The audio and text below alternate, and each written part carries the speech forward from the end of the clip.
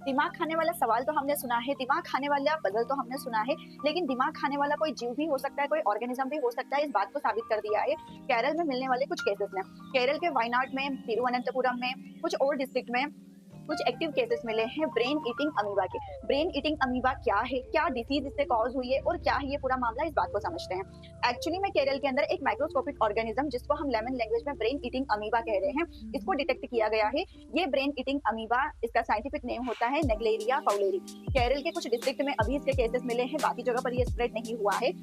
ये जो brain eating amoeba है नेग्लेरिया फाउलेरी, ये डिसीज कॉज करता है, सीवियर डिसीज होती है, फेटल डिसीज होती है, जिसको हम कहते हैं प्राइमरी अमीबिक मेनिंगो इंसेफेलाइटिस। मेनिंजस जो कि हमारे ब्रेन का कुछ कवरिंग बनाने का काम करती है, हमारे ब्रेन को बाहर से प्रोटेक्ट करने के लिए तो क्रेनियम होता है, स्कल जो बोनी कवरिंग है, लेकिन अंदर से प्रोटेक्ट करने के लिए 3 मेनिंजस होती है, ड्यूरामेटर, अरेक्नॉइड एंड पिया मैटर। ये जो ब्रेन ईटिंग अमीबा जिसकी हम बात कर रहे हैं, ये इन्हीं 3 लेयर्स को डैमेज करता है। बट ये ब्रेन में एंटर कैसे करता है? ब्रेन में एंटर करता है ये एक न्यूरॉन के थ्रू, और ये न्यूरॉन प्रेजेंट होती है हमारे नोज में।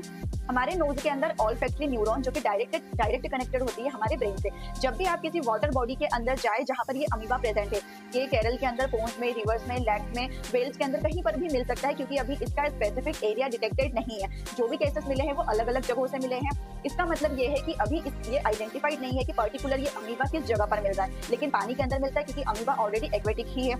ये ब्रेन ईटिंग अमीबा एक बूंद के अंदर भी प्रेजेंट हो सकता है, और जब वही वाटर हमारी नोज में एंटर करे, नोज के अंदर क्योंकि न्यूरॉन प्रेजेंट है जो डायरेक्टली ब्रेन से कनेक्टेड है, ऑल्फैक्टरी न्यूरॉन के द्वारा ये हमारे ब्रेन तक पहुंचता है और ब्रेन की इन तीनों कवरिंग्स को डैमेज करता है, इन्फ्लेमेशन करने लग जाता है। ये फेटल होता है, क्योंकि हमारी बॉडी का कोई दूसरा ऑर्गन डैमेज हो जाए तो डेथ होने के चांसेस कम होते हैं, लेकिन जब पूरा ब्रेन ही डैमेज हो जाए तो डेथ के चांसेस बढ़ जाते हैं। इस ब्रेन ईटिंग अमीबा ने अभी तक 5 लोगों की जान ले ली है, जिसके अंदर एक 3 मंथ का बच्चा भी शामिल था, एक 9 साल का बच्चा भी शामिल था, और कई सारे सीवियर केसेस है जो अंडर ट्रीटमेंट है। इस ब्रेन ईटिंग अमीबा या नेग्लेरिया फाउलेरी के एक्टिव केसेस अभी क्योंकि सिर्फ और सिर्फ केरला में देखे गए हैं, तो केरला के अंदर एक कैंपेन चलाया जा रहा है वाटर इज लाइफ, जिसमें क्या किया जा रहा है, वहाँ के जो भी वाटर बॉडीज है, जो भी ओपन वाटर सोर्सेज है, स्विमिंग पूल हो सकते हैं, रिवर्स, पॉन्ड्स, वेल्स को क्लोरिनेट किया जा रहा है, ताकि इस अमीबा से कुछ हद तक बचा जा सके।